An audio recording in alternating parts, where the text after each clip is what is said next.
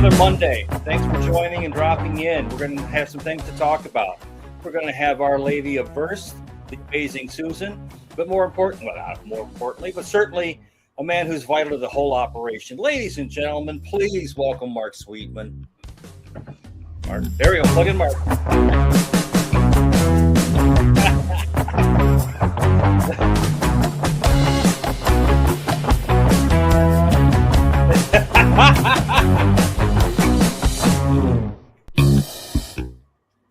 All right, there we go. There you go. Yeah. All right, it's the off night. I'm Mark Sweetman, your host for the last 323 and now 324. We've made it to 324. Don't know what that number means, but here we are. So anyway, every Monday night, we do what comics used to do on Monday nights back when we worked 6 or 7 nights a week. We had an off night, and we would get together and shoot the shit, talk about the biz, talk about what was making America laugh, and buying each other, trading jokes with each other. Like, hey, this will work good for you, Tim Allen. All right, I'll trade you this joke. That type of thing. Or sometimes they paid money, so that was kind of cool. And we just, I went back and watched a couple of Andy. Oh, I'm sorry. Let me get my buddy out here. My co-host and announcer. There he is. Oh, there we go. And there's my bride Susan as well. And your bride, yes. It's all right, Mark. I'm used to being in the closet. Nothing new to me. No problem. Sorry, go on. No problem. Go on. So, I did have some internet chat with DC Malone this week. That was kind of cool. Oh, by the way, Susan, just to fill you in on the DC Malone Mark Sweetman chat, he's on our bucket list. We're going to go see him in Portland when we're traveling. Okay. So I think that'll be a good stop. Got a Facebook page. Yeah.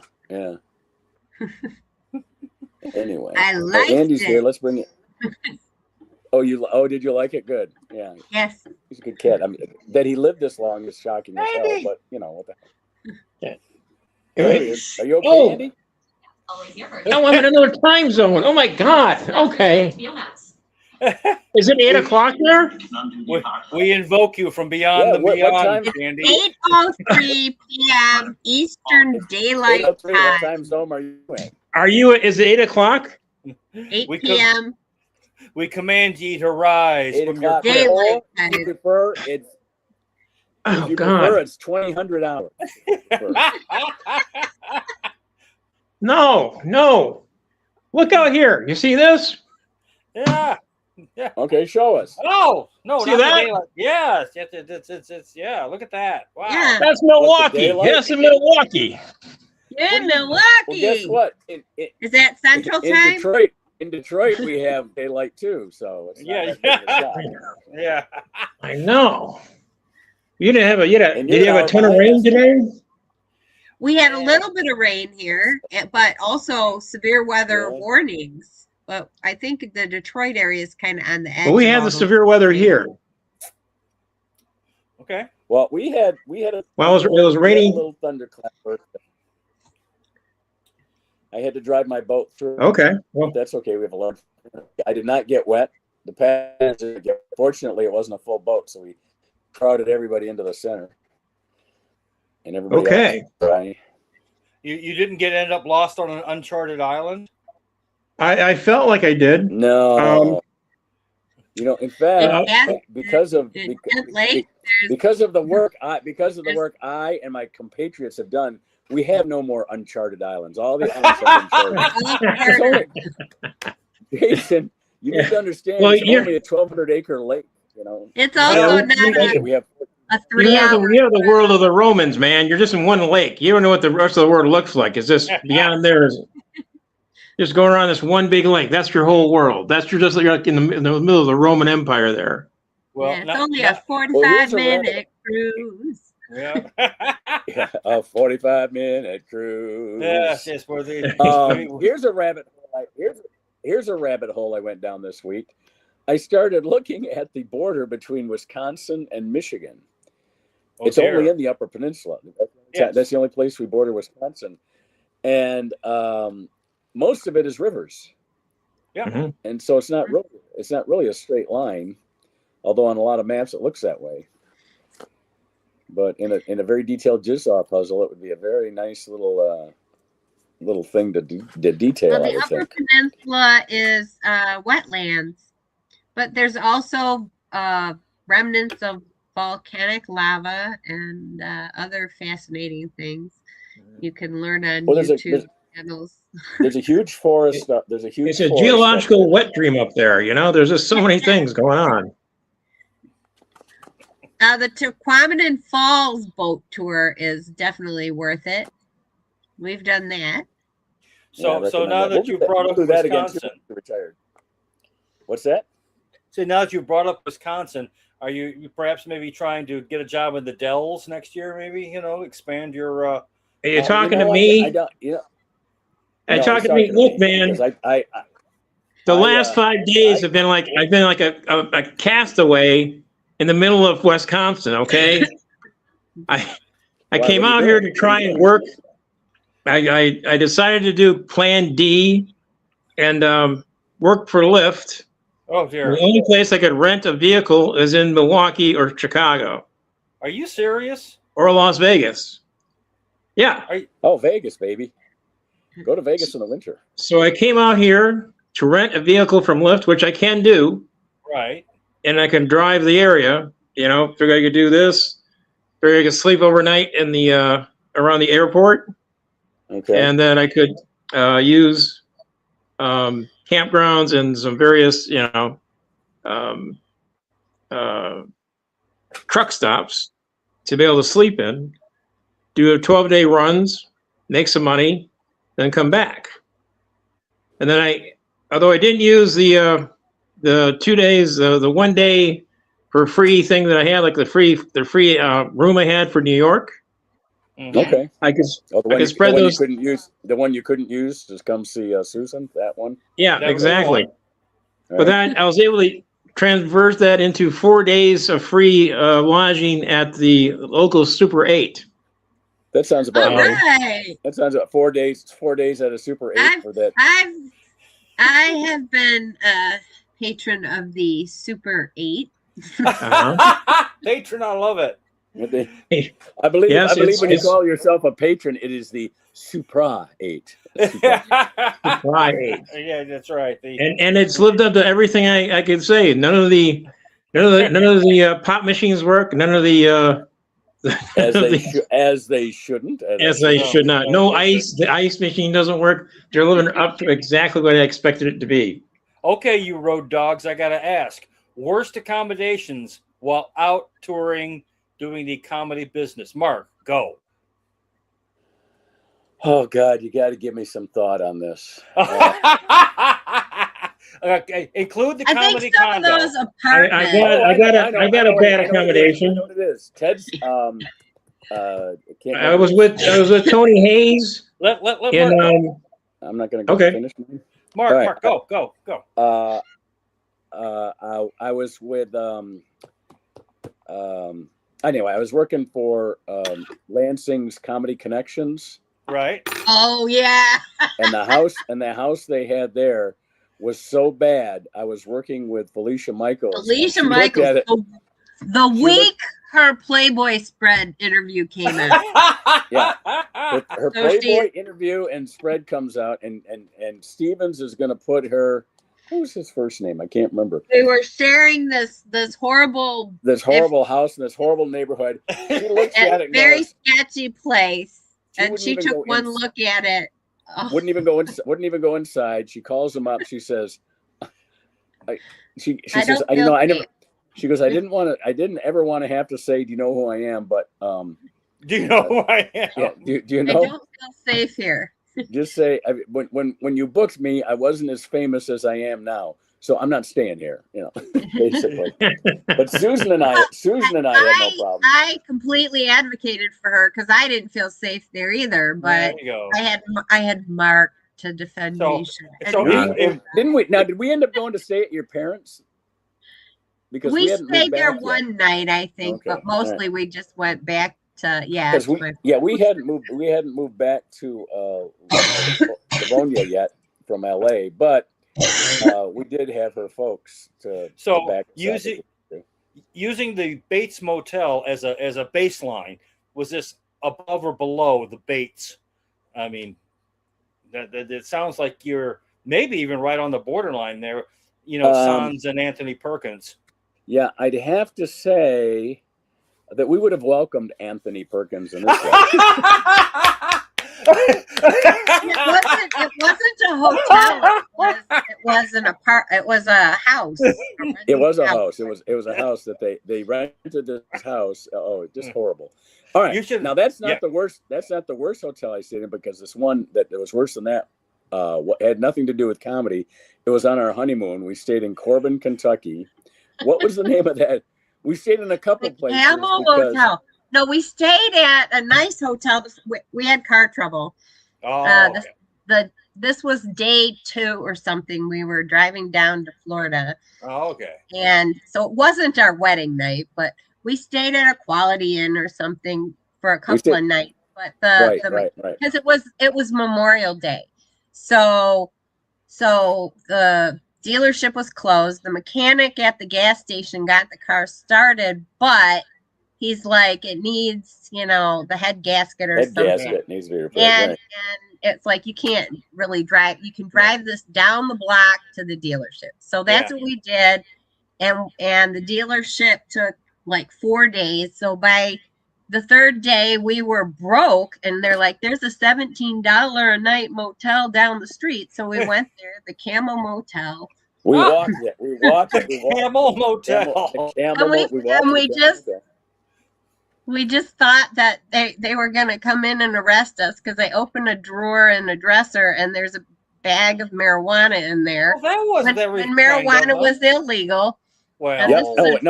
County. The story doesn't end there. I take this bag of marijuana, throw it in the toilet, and the toilet doesn't flush. And we're like, is the door locked? Is the chain on? Because we're expecting, the cops to come in right then and arrest us. This is how horror movies start, right? You know this, right? I mean, exactly. A young couple on their honeymoon, lost in Kentucky. It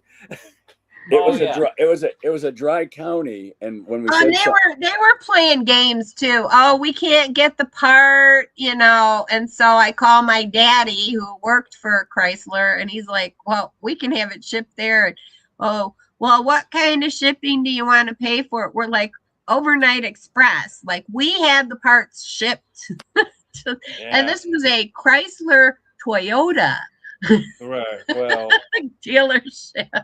I don't think you realize what kind of dealership this is, little girl. This was back when everybody was like, no, Japanese foreign car, and here in Kentucky they had we remember.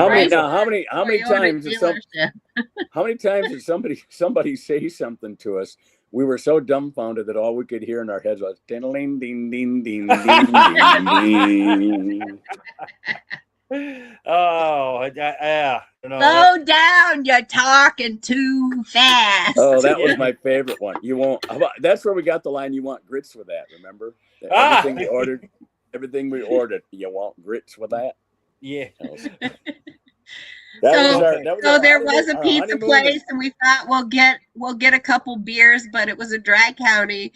But walking back to the hotel, because we didn't have a car to drive, all the sides of the highway and every street were littered with liquor bottles. Now, if you remember, Susan, we got the head gasket fixed, but what was causing the head gasket to blow was the leaking radiator. We didn't get that fixed. There was a water pump or something. Yeah. Anyway, we ended up that fixed until we got down to St. Petersburg. Yeah. So it was one of those where the mechanic plugs it into the computer, and then the computer tells them what's wrong. So even when we were in Florida and the mechanic was like, there's nothing wrong with it, and we're like, no, we watched it going drip, drip, drip, drip, drip. And then he believed us, but the computer chip was not telling them the truth. Oh, indeed. It was basically, what would you call the movie? It's the Out of Towners, but it's for a honeymoon couple. honeymoon There's nightmare, I guess you might call it that. Yeah, there you all go. right, Susan? I think she's Yeah, you she's got know, the same. I don't know about you guys, but ever since the Canadian wildfires, my upper respiratory has just not quite been the same. I hadn't thought that it might have been that. You're right. Because everyone in our house has been sick too. Yeah, I mean, just this. My son who works outdoors at the park, who work outdoors at the park. Yeah. I mean, Um, it's not been Susan- horrible, but it's noticeable. It's a virus though, because Susan got it. It had nothing to do with the air in Susan's case. She caught a virus because she can't get rid of it. Dear. At least I am Yeah, reacting. my granddaughter had a little cold. Oh dear. Least her little snot on me, and then. Oh dear. Is she I'm is like, she going through the stage where infected, ear infection? I'm on antibiotics, and where the little children become the biohazards and yeah. Oh dear. And she's like a chew, and then all better. Well, yeah. They've got that. So, there you go. Can't get mad at her. She's a doll. I'm gonna bring the like button up again here, because every time I mention this, we get a couple more people that subscribe to our YouTube page, and so Right. I'd like to get that going here. So if you like, And remember, hit the like. Well, I don't know what your screen looks like. It looks different on my TV than it does on my laptop, than it does on my phone. But find the like button and click like for us, and also Please. subscribe to our YouTube page. do we ask that much?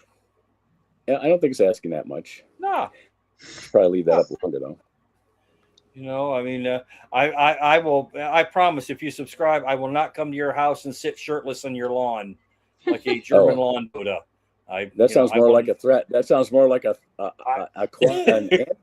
anti-threat rather than a promise. Yeah, that's right. I promise I won't do that. Do you want the poem? Well, I think I can get through it. Yeah, poem. Oh, poem. Yeah, let me get to the Poem. poem here. Poem. I still have a voice. All right. All right, hold on just a second. Here we go. All right, go ahead. You ready? The cockroach protest movement in India made Modi frown, but it worked. India's education minister has now stepped down. An administration's abuse of power, should we now all pray to Allah? Clean energy grant terminations only in states that voted Kamala. On July 15th at a Pennsylvania summit, was Trump whacked? He asserted transgender people benefited from the CHIPS Science Act. His claims are not true, but maybe Trump's personal tongue twister, as his brain may be thick. Did he confuse the word transistor? Trump also claims foreign nations are sending us all their crazy. Does he know asylum? Does he not know asylum has other meanings? Is his brain hazy? The Smithsonian has been ordered to install signs at the front that some exhibits are wrong, but the signs should say Trump is a cunt. Oh my! And that's your poem. My. Well, Andy wasn't here for the C word warning. Yeah, he'll survive. He's an adult. He's in Wisconsin, for goodness sakes. He can handle it. You can handle They can't handle it in Wisconsin, so what, you know. All right. What news stories do you want to talk about? I want to talk about Trump was speaking to a group of scientists about the CHIPS Science Act, and about how they were saying that they need to hire transitional CEOs as they were going into what do you call it? Artificial intelligence. Well, he read that as transgender. Transition to him meant that these were CEOs that were transitioning from one gender to another. Because he is an idiot. That's so was he speaking to CEO Myra Breckenridge?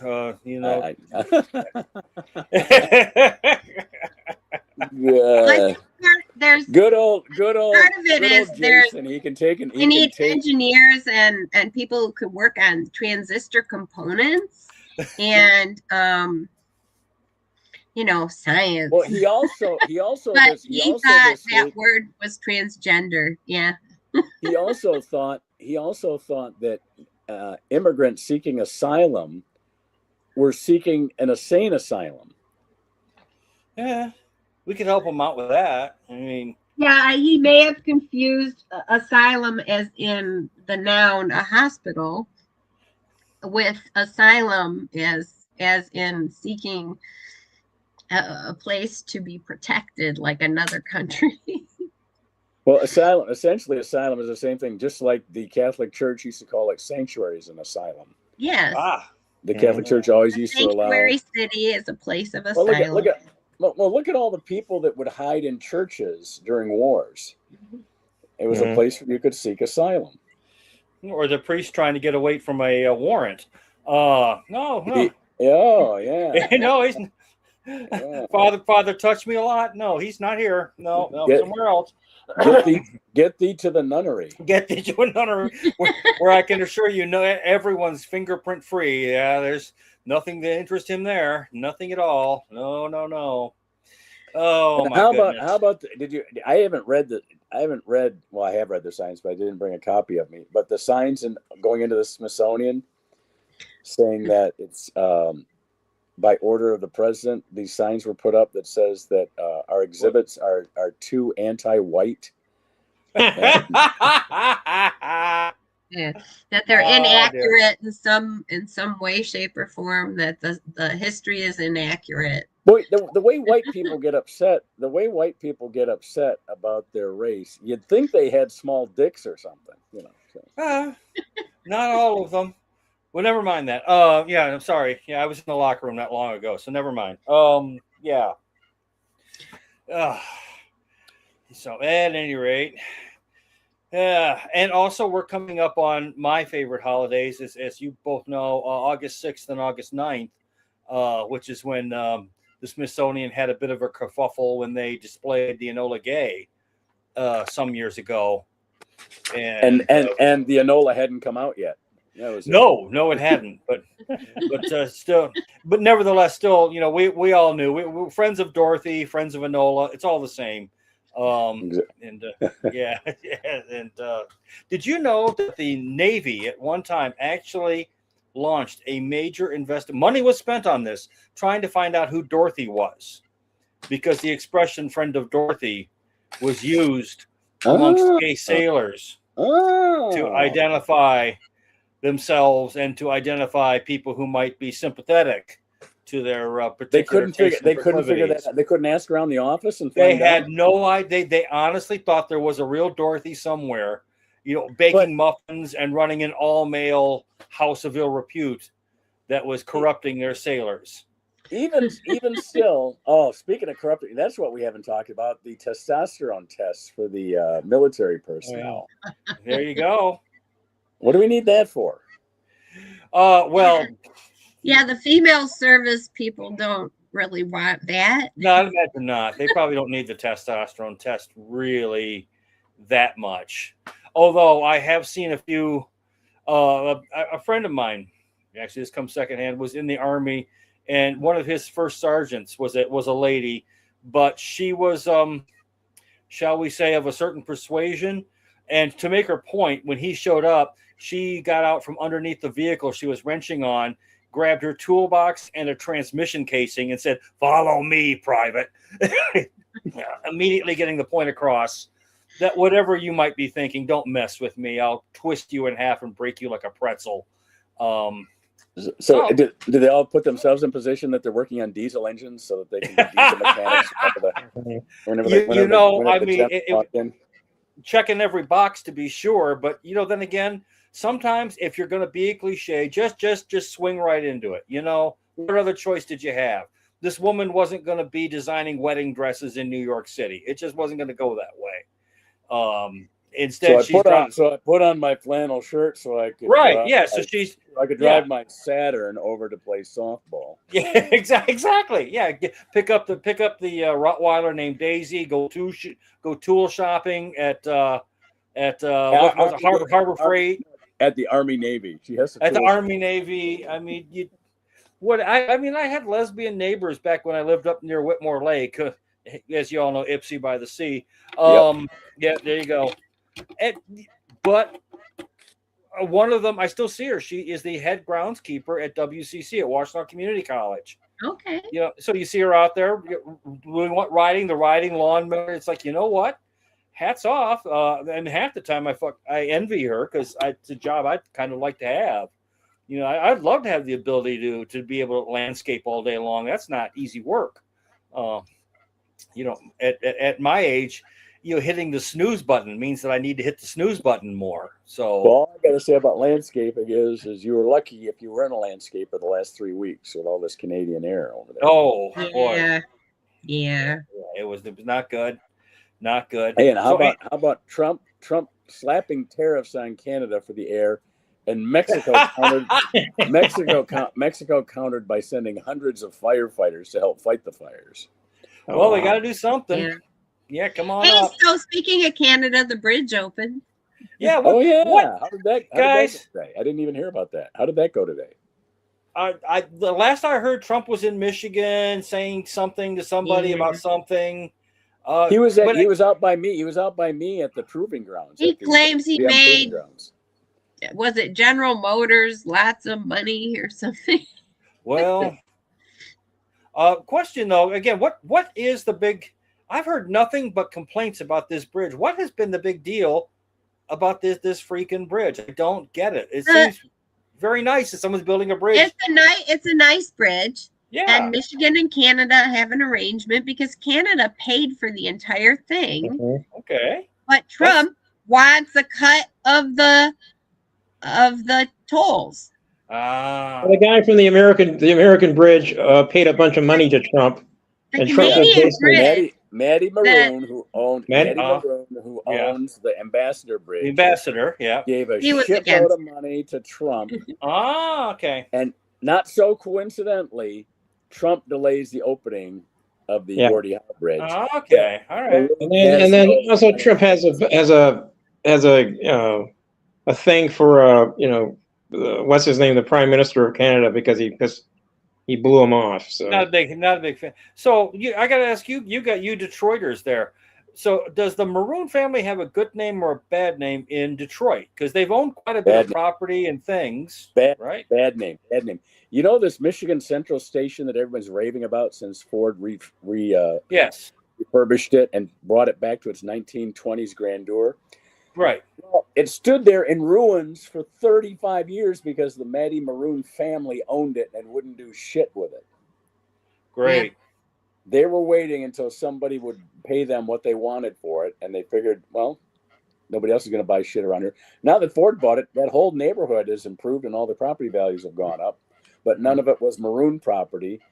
In fact, and they were being dicks about all the property they owned. They would buy a strip of land that was between two restaurants and then wouldn't let those two restaurants share a parking lot because they owned the strip that was between them. Just stupid bullshit stuff. Yeah. Trumpian type stuff. There was, down by the Ambassador Bridge, there was a park with a baseball field for kids. So he went and correct me if I remember this wrong, but he put out pesticides or something so the kids couldn't play there. Okay, because that's the one thing. It's one of the things Detroit genuinely lacks in. It should have a fantastic waterfront, and it does. It does now. There is a new park now by the waterfront, which we got to see earlier this month, Mark. All Fantastic park. If you take the river walk, you can get 3 years in a row, USA Today has named Detroit, Michigan as having the best waterfront, lake, ocean, river, or otherwise. That's in amazing. In the United States. You have to go down there and see it. I mean, that's fantastic. They're trying to, they're about 2/3 of the way done, but they're trying to have a complete walk and bike way between the Ambassador Bridge and the Belle Isle Bridge, which is about 3 miles. Back in the day when I was a limo driver, I used to get down to the Rensen fairly regularly. And there was a nice little place I used to park when I was in between runs and whatnot. You just need to go and chill for a little while.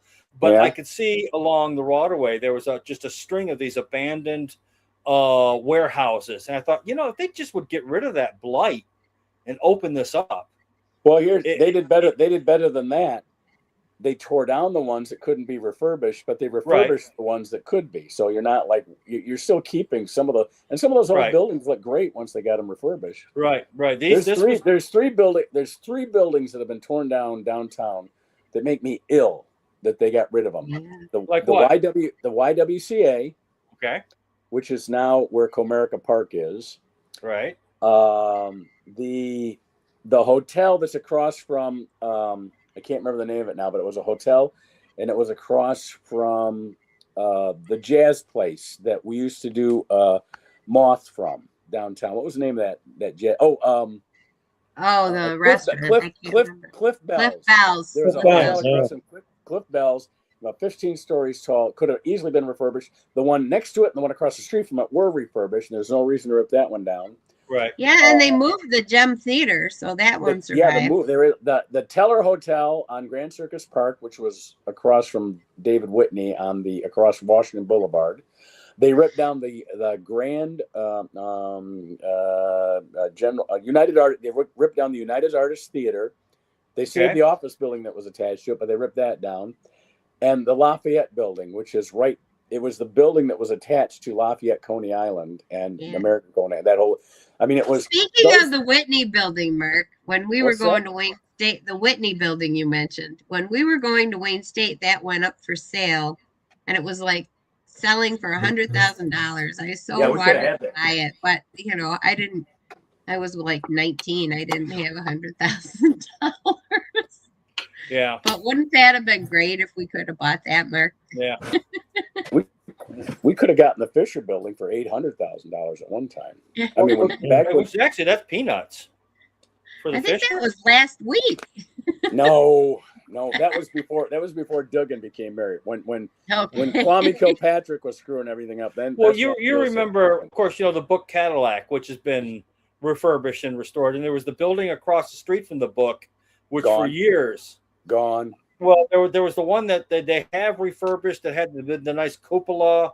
It was also, I think, a Book property at one time or another, or I could be wrong. Was it across Washington Boulevard, or was it across? Yes, yeah, right. It's a big building. It's like 30 stories tall. Oh, you're talking about the old Michigan Bell building?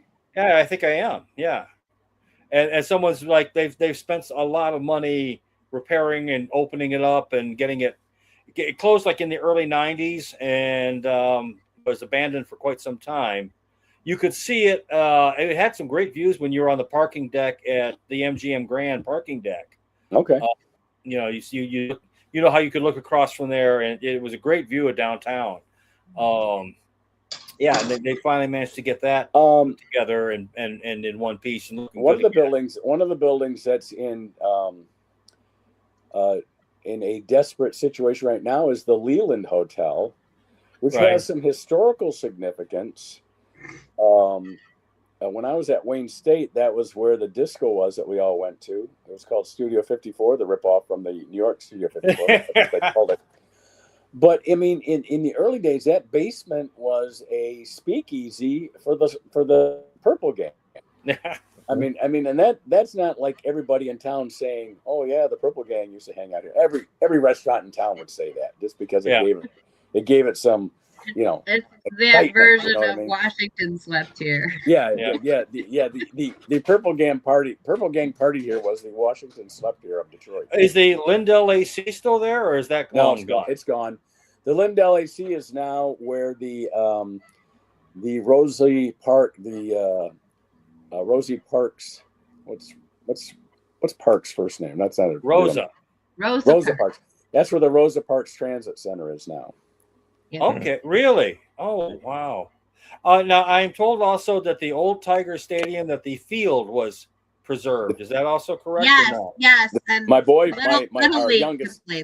our youngest son played on that field. So really, we're trying to. I don't think it meant much to him then. I think it means more to him now that he knows that he was on the same field as Babe Ruth and Ty Cobb. Why are the parents all taking so many pictures? Yeah, why are the parents taking so many pictures? We played this team last week in Livonia. Nobody cared, and now we're playing in Detroit. Now you're taking all these pictures. They were sick of posing for yet another picture.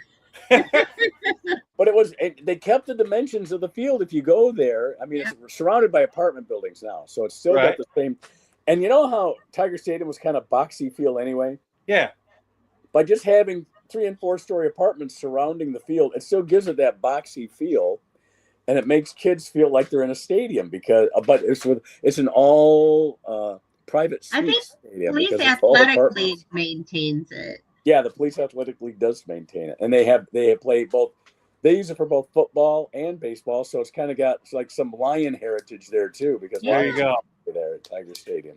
Yeah, I managed to make it to one game during the '84 season, which I'm sure you all remember. And for those of you young people out there who weren't alive 42 freaking years ago, we were probably there when we won the World Series. I managed to get to one game there, and it's like, wow, this never made it back. Of course, kind of a pity, but still, for those of you who are around, it was certainly a magical time. I miss those days when Tigers you could spend $3.50 and get in and sit in the bleachers. And they would pass out on hot days. They would pass out malteds to everybody sitting in the bleacher. Remember that? I remember ice that. cream in a cup. I love that. Chocolate malt ice cream cups. It was. I mean, for free. It may sound like a big deal. It was for free, but I think it was. They were never going to make it past that night anyway. So they're going to end up throwing those things out anyway. So they just pass them out to the bleachers. Yeah. I mean, at least they didn't pass out baseball bats for Vincent Chin night. That would have been tacky. Oh man. Sorry, did I go too far? I'm glad to do this live because it was taped. I would have put a scrawler down the bottom of the screen explaining the Vincent Chin. Vincent Chin. Well, only in Detroit do you find someone who gets beaten to death for being Japanese, and he's Chinese. Yes, I just. How do you manage to pull that off? But yet we did. We did. Detroit was one of the top cities for the Ku Klux Klan. That's how that happens. Well, can I say? That's why I'm. I'll let you guys air the dirty laundry. You're certainly more familiar with it than I am, to say the least. So it's good to hear that it's kind of on an upswing, as it were. All right. Do we have your poem? Do we have a song? We did the poem already. Do we have a song for Andy? I did not send anything to Andy this week. If you want me to, I can real quick, and we can see what Andy can do with it. I see. I'm having difficulty with the phone in some respects. I couldn't call out. I couldn't call out for like at least 5 hours today, and so I don't know. I don't want to switch. I don't know if I want to switch over to try and get. I usually get the thing on my phone, so I don't. I'm using my phone. I will do this next week. I will find a nice B-52 song for Andy because he does well with the B-52s. He knows how to interpret. He could do some Doors too. Could do some Doors. I'm happy for the Doors. Wow, the B-52s that's rangy, dude. That's rangy. How about conspiracies? Any conspiracies? Conspiracies? So many out there. This is an oldie but a goodie, but I still have a hard time with it. We didn't go to the moon. As you know, we're celebrating the anniversary of our landing, and I have a real hard time with these people who do that. They sit there and they tell me how we didn't go and couldn't go and this and that. And it's like, I was alive during this time. I do remember a million people actually sitting there watching the rocket take off. And had we just sort of like orbited the Earth or whatnot, our dear friends, the Russians, would have blown the whistle on us in a heartbeat. I mean, so, and they always come back with, well, we paid off the Russians. Like, really, did you see the check? Was it written, we paid off the Russians? Yeah, and was it written out to Boris Badenov and Natasha, check for $1 billion with a little memo that says to keep quiet? They never got moose and squirrel, but they did get the payoff on the moon project. What is it? What is it with these people who want to just buy into this crazy nonsense? They don't. It's cultural vandalism. I don't get it. It helps them. It helps them survive. How? They believe whatever they want. There's people who believe the Earth is flat. So. I understand that. I'm not excusing it for them. I'm just telling you it helps them make sense of the world, I guess. I mean, all of us, we are of a certain age. We grew up when the people used to go on television. Remember when they were trying to desegregate, and you were talking about white people getting offended about the things they were saying about other races are just downright unrepeatable. As you know, one can go and look at them on various historical things on YouTube and whatnot. And people used to say this stuff out loud and in public. Well, now you can read it with a great deal of conviction. I mean, and it's like, what are you gaining? What was the upside? What did you win? I never did understand. I mean, again, I grew up during, as you guys all did, when the riots were going on, when buses were being burned. People forget that, the 60s and 70s were a tumultuous time. There was a lot to it than more than just a couple of marches here and there. I don't know. Just it's my 2 cents. Sorry. So we went from the moon to Vietnam. Is that right? Well, I mean, I just never understood. I think we were already in Vietnam. We were. The moon landing happened. Oh, absolutely, we were. My point was. Go ahead, Susan. I'm sorry. 8. I think what I think if Kennedy hadn't been shot, and his brother, but both happened before the moon landing. Yeah. And this seemed to be a carry on the dream type of project. I don't know. I'm not sure it would have actually happened as quickly as it did. Yeah, people complained about the cost, but it ended up creating a technological base. Oh my gosh, yes, that we benefit. Yeah, exactly. I mean, all the stuff. The most amazing thing about it is it all took place within 10 years. Yes. 10 years we had Zippo, nothing. Right. And then and they just put any money behind it, and they were able to accomplish it in less than 10 years. Yeah, governments, if they spend their money right, can do amazing things. Even more. Look at World War II and the sonar that was used on the ships. That's where we have modern day ultrasound now from that technology. So you can, examine somebody with sound waves. Yeah. Or it's just, I mean, we're going from we were just doing airplanes, and then we finally land a guy in the moon.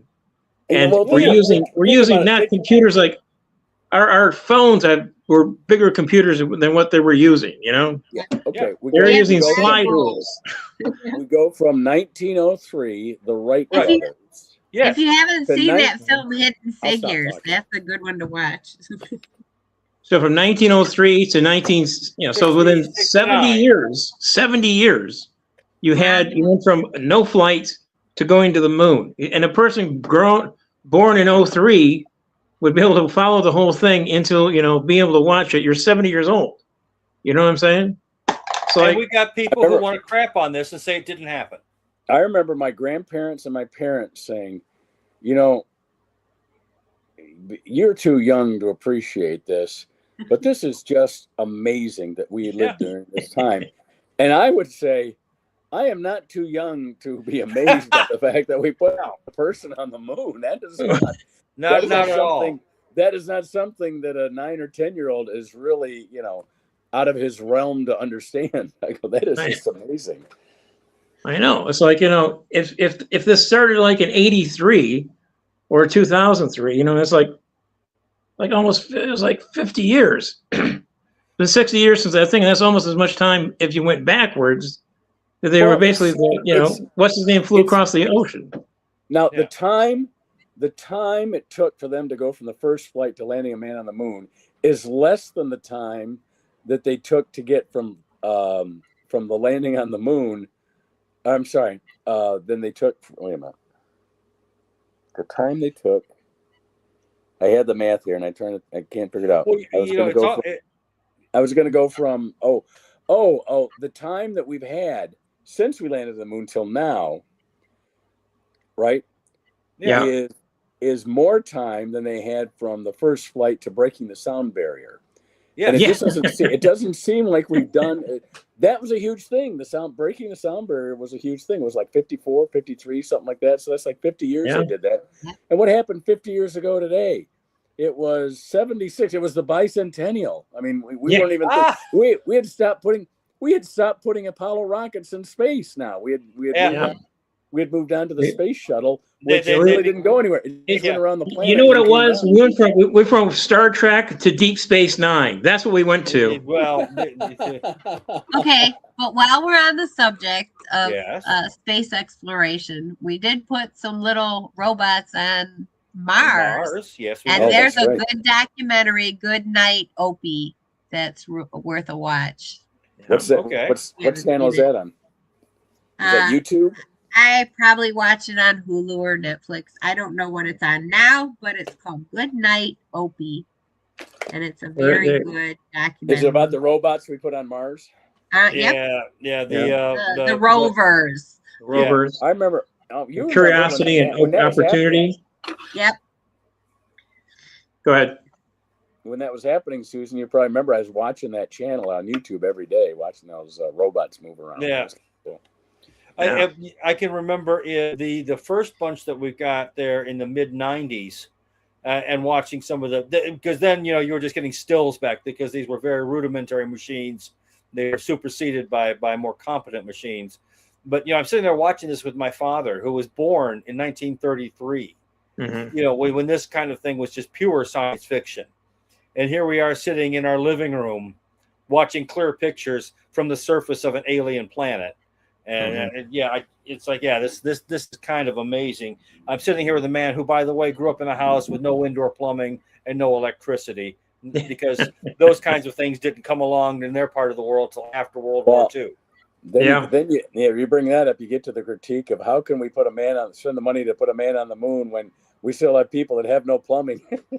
Well, because we did send a man to the moon, because we did invest in that sort of infrastructure, there's been a lot more wealth created and a lot more people are doing better off than ever before. Not to be totally disregarded, but we felt we had to beat Russia, and Russia was ahead of us. Russia was ahead of us in this game, and so it was a public NASA was a public thing actually whose primary mission was for a military thing. Well, but that's what I find so disappointing now. Yes, they were the first spacefaring nation, and what we could do if we could just get this silly war over. Well, there's a couple silly wars that kind of like to see ended, this afternoon. We could actually, you want to talk about going to the moon being expensive. Look at the billions of dollars that's just been tossed down the crapper in the last 5 years. Yeah. You want to toss in the Iran war? Fine. You want to toss in the Ukrainian war? Fine. You want to talk about some of the brush wars in the Middle East? Fine. This is ridiculous. And yet we're building more nuclear-powered aircraft carriers, which are multi-billion-dollar targets for these $35,000 drones. But we can't have socialized medicine. Well, you don't want socialized medicine, but we should. No, you don't. But me. Well, Jason, hold on. Says who? Says me. You asked. Jason, you're a man who's living on the edge. I don't think you realize how important Medicare for all is actually less expensive. I'm living on the less edge, expensive. Covers everybody. Like Wile E. Coyote when he goes over the edge but doesn't know it yet. I am invoking cartoon physics right here, right now. I'm invoking real physics and real stats. I can get them to you. Well, we you and I both worked in a business for a long time where we took people to the hospital who were poor, who didn't have 2 dimes to rub together, but yet somehow or another they got medical care. I have no problem with seeing to it that the poor get medical care. Absolutely. Because you don't want to live in the world where the poor, the old expression, when your life ain't worth shit, you got nothing to lose. Hey, I'm sorry. FDR had it right. FDR had it right. It's become a profit thing. Okay, you know how St. Jude operates, where the patients, there's no fee ever for those kids. Yeah. Well, Children's Hospital of Michigan is the second oldest pediatric hospital in the country. Yeah. And the wife of a wealthy guy, Mrs. Henry B. Ledyard, persuaded a group of her friends to pony up the dough so that it could be Children's Free Hospital Association, and Children's Hospital operated as a free hospital for a very long time until it became for profit. But kids were dying of very curable things, and some wealthy people put their money where their mouth is and took care of the problem. Well, and sadly, kids we die don't of seem measles. to have that Here's my philanthropy. issue. Here's my issue with relying totally on charity to fulfill what should be a common thing for everybody. Yes, it should just be paid for states. I mean, why are we relying on rich people to just kind of look our way? Oh, we'll just give this to the poor. I mean, screw that. But just to demand pay the tax. To demand a services to be free is We're to not demand killing that, enough rich people. Right, but they get, they don't operate the hospital. Go to your host, Mark Sweetman. St. Jude does not operate Mark, only on philanthropy. St. Jude operates also, they get grants, and that's government money. I don't think so. Let's spread that around and have health care for everybody. Canada does it. I agree. Every other country can do this, and they can do it well. I don't think the billionaires in this country understand that if they would sacrifice one of their own every year, then after a year it would probably be twice a year because people would demand more. But if they selected one of their own to be executed publicly, what that would do for the psyche of this country, it wouldn't hurt any. You'd have to be fucking rich to get on the list. So if Shirley Jackson had written the lottery, but had written the lottery out there for the Russian people, but horrible story we had to read in junior high. But instead she'd written it out there on Hyannisport or would have been called. It would have been the secret to FDR. It would have been called the Great Gatsby Lottery. There you go. All right. The secret to FDR's reason that he was able to get his bills passed is that he didn't look at people rich or poor. He looked at them as people who wanted deals. No, if you look at people who are rich, they want deals just as much as the poor people do. And that's how he got things passed. He had Harry Hopkins and he had James Burns, who knew how to work the Congress. That's how he got his bills through. And Jimmy Burns and they didn't try and make the United States. They didn't try and make it a war between classes. They basically said, this is what the country needs. He had a harder problem with his own party. James Nance Garner, Democrat from Texas, had a much harder time, and the two finally split up after 8 years, and he took him off the ticket in 1940. They hated each other. And by the way, he lived into the 1960s. Hard to believe. He's the oldest living vice president. And he tried to run against FDR in 1940, and FDR snaked him, but good, because he knew how to work the Democrat nomination system. The machine. Yes. Everyone underestimated FDR. They thought him a dilettante. They thought he was just some guy from Dutchess County, New York, who was in politics because that's just what you did, because he's from a rich family. And they constantly underestimated him, and he knew the system in and out, backwards and forwards, and he played it masterfully. The way he got the nomination in 1940 for his third term was by having the party draft him after the other people came in, shot their bolt, and were not able to secure enough votes for the nomination. He's like, nominate whomever you want. And Stimson, or not Stimson, but Harry Hopkins and Jimmy Burns then pushed the button and said, okay, now is the time. And they start with the draft FDR march and chant. And with half an hour, the whole convention in Chicago was chanting for FDR, which he gets it on the second or third ballot. What a surprise. Actually, he got on the second ballot because, again, the first ballot was inconclusive. And he gets the third term. And, of course, it's by acclamation. And then he's able to run the campaign, for the most part, from his train up until the last month of the campaign, because he was up against Wendell Willkie, who was ahead in the polls for most of the race.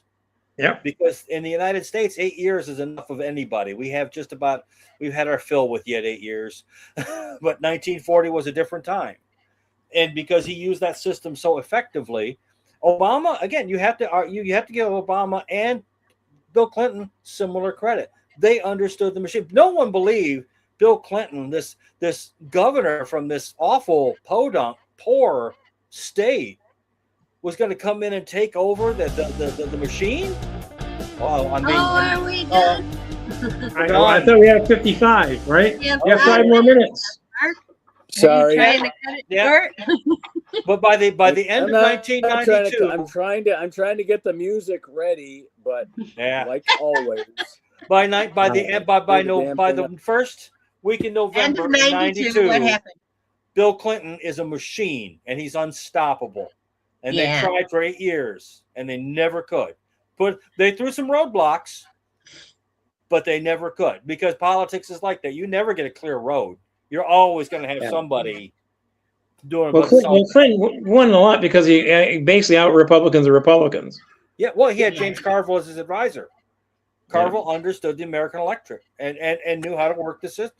Same thing goes with Obama. He had David Axelrod behind the scenes who knew which levers to pull and which hammers to use. They came out of the Chicago system, and in Chicago, you know how they define 99% loyalty in Chicago? They call that disloyalty, and they are not kidding around. So, yeah, again, it's just the way it works. Not perfect, but I think it works more than it fails. What can I say? You know, sorry, didn't mean to go on too long here. My apologies. But I digress. Oh no, we want to talk. There's no ounce of humor. What's going on now? we're getting running out of time. We're running out of time here. I'm taking over. We're running out of time. I'm taking over. We're running out of time. I'm taking over. Mark, I think it's a conspiracy that Jason takes 10 minutes of time to explain to us everything that happened to the Democratic Party. Okay, there you go. All right. That's my conspiracy theory right there. You know, takes Let's an read the outsider. book. All right. Never mind. Go, Mark. Go ahead. Go. Oh, I can Go talk ahead, on Mark. Oh. Yes. Mark, talk. Any passings we need to acknowledge? You know, it's been kind of quiet so far. There's a few people I haven't been indicted for, but I don't want to bring them up online right now. Well, there was a big passing. Somebody did pass. There was a big name. Just this last week, I can't remember who it was. I'm so happy that Mel Brooks is 100. I mean, and not showing any signs of slowing down. 99 or 100? What is it? No, it's great. He's 100. There was a. He's working on Spaceballs 2, and he is not directing it, but he is involved with the production of it. He shows up at the studio every day, so he's not doing the physical work of directing or anything like that. And he didn't write it, but he read the final scripts and all that stuff and gave his blessing and all that stuff. But he's showing up at the studio for Spaceballs 2, which I think at 100, that is so awesome. Yeah. And it's like the little kid in the Godzilla movie, Kaylee Hoddle. Yeah, I heard about that. She died in a car accident. Oh no. She was like in a 93 Honda Accord. And I'm like, what? She was 18 years old. Oh. Darn it. Yeah. I started thinking that was like an Eyes Wide Shut Hollywood version kind of thing. I mean, you'll talk about conspiracy theories. Right. I mean, I don't know. Here we go. We got a minute to go. Predictions. Got any predictions? Predictions for next week. What are we going to happen? I predict that the Iran war will not be over in a week. I'm predicting nuclear weapons in Iran. If they want nukes, we're going to give it to them. Got it. There you go. I predict that everything that Trump gets from his Bitcoin is going to be from people trying to bribe him. Oh boy, billions and billions. How about you, Mark? Get out the crystal ball. Tell us what you see. I predict that the fire in France and Spain will outdo any of our fires here in the States. Oh dear. Well, I've certainly been more glamorous. That's for sure. You can say that. Anyway, let me turn the music back up. We're almost out of time here. Hold on just a second. Oh boy, more music. Yep. Da da da da. Da da da da. Well, I survived without coughing up a lung. So Oh, good. Good. I would say I'm on the mend. I have gone 3 days without coffee because I've been sick and haven't been able to Oh dear. eat a lot. You must have headaches, man. I ate soup and toast that night. So don't get sick. All right, we'll be back here next week. Next week is what day? Next week is the 3rd. It'll be the night before I go to Los Angeles. So we'll see you here next week. All right. Good night, everybody. Hey. Good night. There you go. We're still on. Yeah. Whatever you do, jump in.